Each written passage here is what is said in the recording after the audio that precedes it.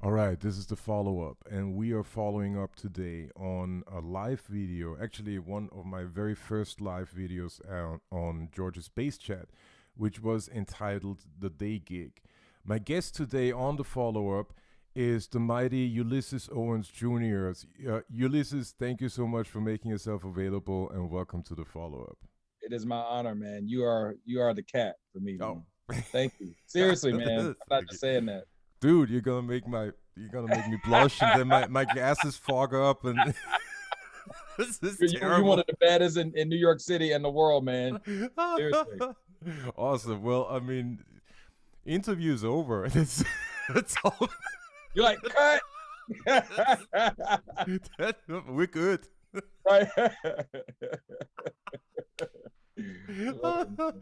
All right. Well, for those watching, for those listening, we are talking today about the day gig, like the dreaded day gig that musicians sometimes have to do, sometimes you know enjoy doing, sometimes not. And I thought that Ulysses was a great guest on the follow up because I tried to present different perspectives on subjects that I already talked about in the live video. So in the live video, I gave the audience a breakdown of what it meant for me to have a day gig. At the time, I was a construction worker for 3 years, and it was it was totally necessary. It was extremely helpful on a financial point of view, but it also kind of solidified my love for music and the fact that I wanted to make music my life. Um, so it helped, right, on a lot of levels. Now Ulysses over here has the distinguished honor to teach at Juilliard Academy in New York. And Ulysses, are you the head of the jazz department or head of the? Oh no No, no no. you I'm just I'm a small ensemble, or I should say, the small ensemble director, and okay. within the jazz studies department, and I also serve on the EDIB committee, which is essentially equity, diversity, inclusion, and belonging. Oh, So excellent, excellent. So, in a lot of ways, you could see this as a day gig. And I thought that it would be interesting to have Ulysses' perspective on, what it means to have a day gig, what that means right now, especially in pandemic times, but also with an eye on the fact that our industry as a whole has changed tremendously. And therefore, the definition of what it means to be a musician in all in all fairness, should change with it. So, Ulysses, let me open it up to you. The day gig. What comes to your mind right away? well, man, this is first of all an incredible topic. Something that I've been talking about for a while. I don't know if I shared with you, George. I actually have a book coming out April 27th about music entrepreneurship Oh and yeah. career development. It's called The Musician's Career Guide: Turning Your Talent into Sustained Success. Oh And I wow. talk about this within the book because to me, you and I both know that in the music world, we kind of don't want to talk about business, right? Right. It's like Right. work on playing, work on all this, and then when it comes to money and surviving, we kind of like it's like the stepchild. We put it in the room, we don't deal with it, right? And it's like, Mm. oh, like this is actually like catering and dealing with this issue is what's going to allow us to follow our love. So, in reference to Juilliard, I was called about 6 years ago by Dr. Aaron Flagg, who Mm-hmm. is the chair of the department, and he and Winton had decided they wanted to bring in some new ensemble coaches Wow. because before, they had a series of sort of Juilliard administration. So I was part of the inaugural class back in Mm-hmm. 2001, Right. which was under the direction of Victor Goins. Victor Oh. Goins stayed there about 5 to 6 years. Right. After him, you then had, I want to say, it was a few directors. You had like Ted Nash, Carl Allen, Frank Kimbrough, and Mm. then finally Winton decided to say, you know what, let me take the helm, and he decided to be the artistic director. So Right. when they called me, they said, "Hey, we want you to be the director of the small ensemble. We love the work you're out there doing with Christian and in your own work and your own bands, and we feel like you understand what it is to build an ensemble." Right. So it was. I have to be honest; it was quite a learning curve for me, not teaching, but to your point, operating within the sphere of a day gig, right? Right. Because Right. Right. what we do is a little looser, right? Like Right. you show up to the rehearsal, you learn the music, which is all serious, but it's still that kind of like hang mentality, right? Right. Versus I had to start learning like how to attend a faculty meeting, Oh. how to know what to say in it within a faculty meeting, turning in grades. Because Right. before, guys like you and I, we are definitely in the educational system, but we're more so the guest artist, Right. or we're coming in for a series or this kind of thing even. Right. But to actually be a faculty member, there are high levels of bureaucracy and even politics within that. So I had to, like, within a year, like, figure that out. And I'm really thankful to people like Ben Wolf, Dr. Aaron Flagg, and even other faculty, Frank Kimbrough, God bless, God Right. bless him, rest in peace, who kind of pulled me under their wing and said, okay, you're a great musician, you're a great educator, but here's how you operate within this Mm. scope. And man, it's been amazing. And to your point, um, it was weird, like having the Juilliard job for the first I would say 4.5 years. It was like, man, I'm really thankful, great, a blessing, cool. But it was like, oh man, I gotta go back to school, I gotta do this. All of a sudden the pandemic hits, Right. and it's the only thing I have. It goes from me getting off of a plane, Right. or leaving this. Me and you've done sessions where I'm like leaving the session, gotta call a drum tech to pack my stuff up and running into class sweating, to the only thing I had was to sit in front of the screen and talk to my students. Wow. So it allowed me to have another level of appreciation. And what I will say, and then give it back to you, is, George, I think today's musician is going to have to figure out new ways to supplement their career. I think Right. gone are the days, at least for the next couple of years, where every musician, if you're on a certain level, will be able to operate solely economically on your craft. I Right. think, many years ago, someone pulled my coattail, and I know even that someone's probably done it with you, and introduced the idea of multiple streams of income to me. Yeah. So Yeah. I've always had multiple things going on. But yeah, I think the day gig is going to be something that will not go away. And it's interesting, you talked about working in construction. Well, at the beginning of the pandemic, man, I had a great donor friend of mine, for an organization I work with.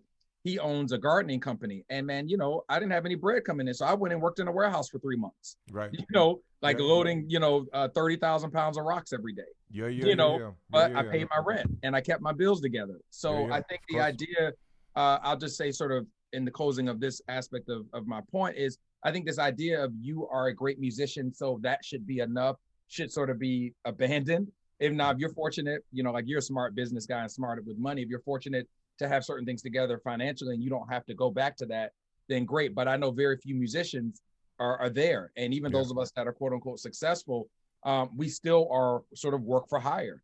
Yeah. So I do think this idea of maybe it's a day gig, for me as Juilliard, and virtual teaching. For others, it may be something else. But I think we are going to have to alter our mind for at least the next couple of years and have something daily that Yeah. allows us to sort of make sure our bare minimum is taken care of until the scene returns. Yeah, yeah, totally, totally. No, I couldn't agree more. I think that is very, very important. It's very important to sort of go into this business, or go into this with the understanding that the day gig is not the dreaded D word Right. anymore, right? It is part of what you do.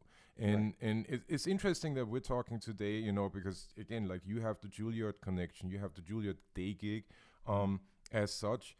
I'm about to talk also with some other folks who have like completely different day gigs that have nothing to do with music, right? Right. Like, Right. there is the one thing that I'd like to point out to the audience is that, yes, the day gig can be in the sort of in the vicinity of the music business, right?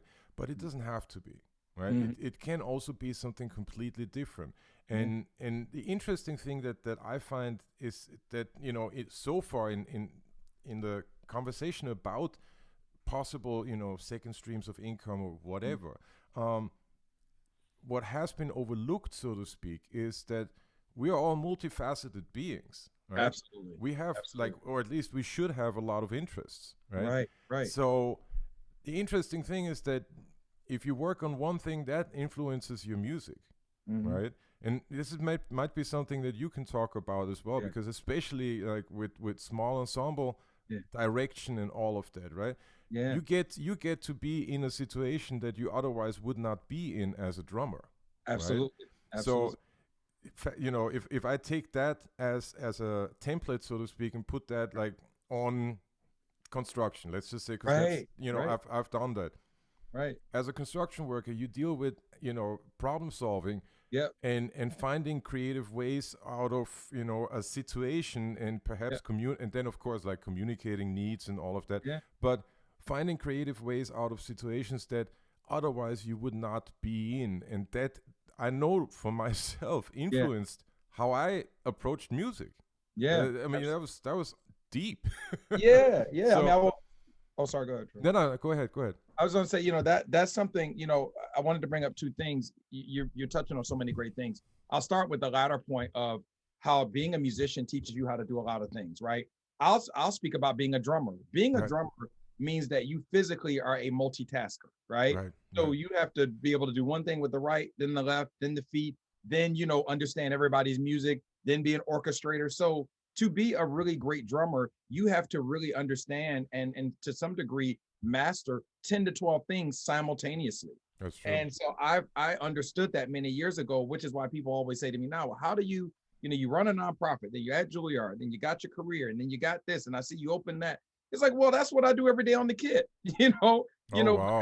Yeah, I yeah, mean, think yeah. about it. I mean, especially if I'm playing with you, like in one set, we'll play a funk thing, then we'll go to some straight ahead, Yeah. then we'll do a pop thing, and then That's it's all true. killing, right? Yeah. Like, so that idea of multitasking is not abnormal for me. It's very new to me. And even you talked about the same with construction. I remember when I was working in that warehouse, I was using that same focus. Like I would literally get in there. I have to be there at 7:30 in the morning, Right. and I would work, till 3 or I think 4 o'clock. I'd have a 30-minute lunch break.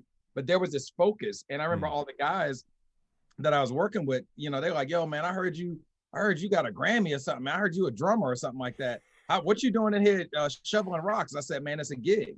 Right. And I became really cool with them because they're like, man, when you come to work, you are so focused. They're like, you don't talk to anybody. Mm. You don't need a radio. You don't need anything because you couldn't take your cell phones in the area. They're Right. like, you don't need anything. They were like, you just get in the zone. Well, it's the same thing I do when I'm studying music. So That's I true. wanted to speak to that reality of what you spoke about, how who you are as a musician or even as a bass holding down the foundation, you take that same thing to your other career. And then I also wanted to speak about when, sort of just that idea of day gigs could be so many different Yeah. things, Yeah. right? And they can require so many types of elements of what you need to do. But I do want to speak and sort of encourage people that because you have to have a day gig doesn't mean that you're not good at what you do, right? Because I think Exactly. we're always Exactly. nervous about like even for me, man, I went through like a nervous breakdown when I had to like go in and clock in and Mm. do that warehouse gig because there was something in me that felt that I was a failure. But the Mm. reality was my industry has shut down, Yeah. so I think it's important to not think that you're a failure because you have to go and take care of business. The Yeah. other piece I wanted to speak to, which you also mentioned as well, was you have to nurture multiple things consistently. So I'll tell you, when the pandemic hit, all of us as performers were done. Right. However, for the last 13 years, I've been running a nonprofit organization with my family. Right. Man, George, literally that whole year, getting monthly stipends, also the grants and things that I'd helped build that was once my little spending money, that helped me to survive. Right. And so I want to speak to the fact that like education is something that I've been working on and building, actively for the last 15 years. And I never thought I'd see a day when the music industry as a performance base would sort of halt. Right. But thankfully, I had education and education, between Juilliard, Don't Miss a Beat, and then my virtual teaching, and then, my brush book that I bought or that I created. Right. All those things created not what I was used to making, but it at least created a level of income that allowed me to do well. So what I say that to say for those on this, call or who's checking it out, make sure while you're maybe on Broadway when you return, maybe there's something else you're cultivating. Yeah. So that if that ever goes away, it may not be what you make there, but Right. it can sustain you. And for me, education kept food in my mouth, man. Yeah. Yeah. Yeah. So No, I just wanted to speak to a couple of those different yeah, points. yeah, that makes a lot of sense, and those are really good points. I mean, this, just to add to what you said right now. I mean, the at the end, the Broadway gig, the way I see it, and because we have had conversations Right, about this. Like, right. for me, it's an extension of freelance work. Right. Wow. For a lot of people, it's, for a lot of my colleagues, especially the older generation, the instrument doesn't come out of the bag unless there's a theater gig, right? Wow. That's something that I don't want to do, and on the other hand, that I can't afford to do. Wow. Wow. I'm not the type of player who goes from one show to the next to the next to the next. you know, with blinders on, regardless of what the music might be, Right. right? Right. That's not me. Nevertheless, I have to make sure that my freelance workload is Mm-hmm. equally healthy. Doesn't Mm. matter whether I have a show or not, right? So Wow. this is where it gets really tricky, and this is where, you know, to a certain degree you could see the Broadway gig as a day gig.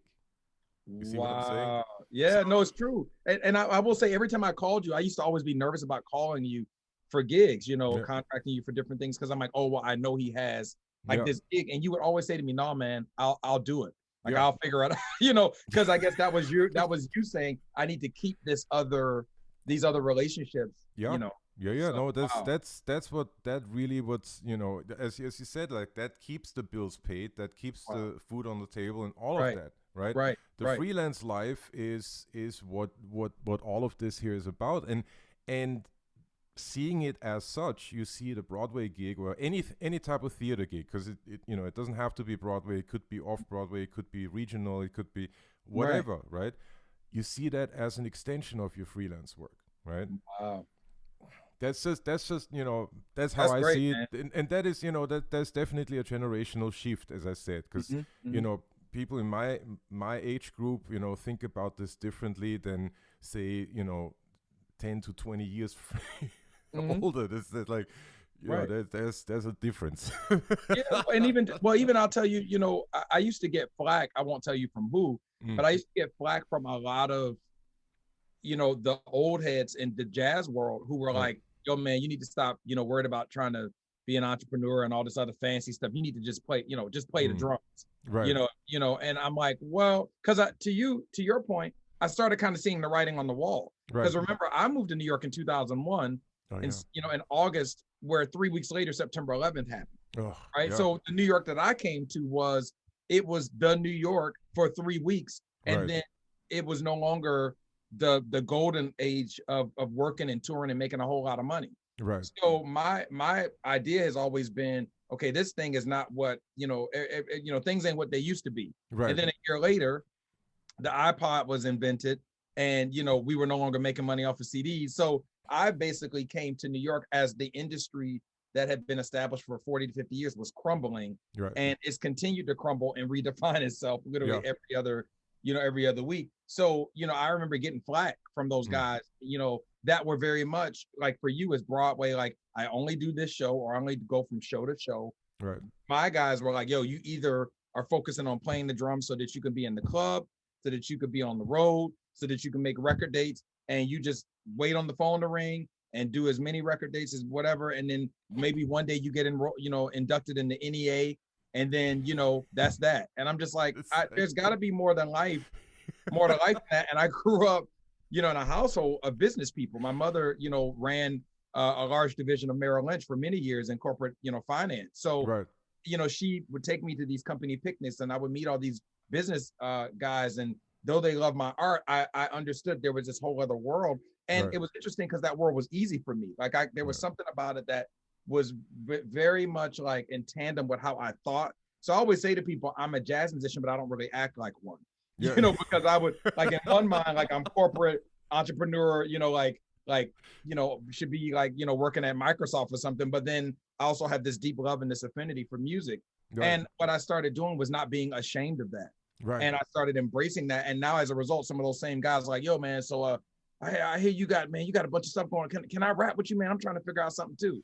Now they're all coming to me trying to Yeah. figure out how to diversify, Yeah, yeah, because yeah, I yeah. diversified when they told me not to. And now the things that I diversified into are taking care of me. Right, And right. so anyway, I say that to say, to your point, we're both going through that same dynamic. No, that's very true. That's totally true. And you know, the funny thing is also, and you know, this you know, take that as, whoever hears this, you know, take that for what it's worth. But very often when you confronted with, you know, attitudes and opinions, Mhm. um as like, you know, you can only do this one thing, you know, don't do anything else, don't look left, don't look right.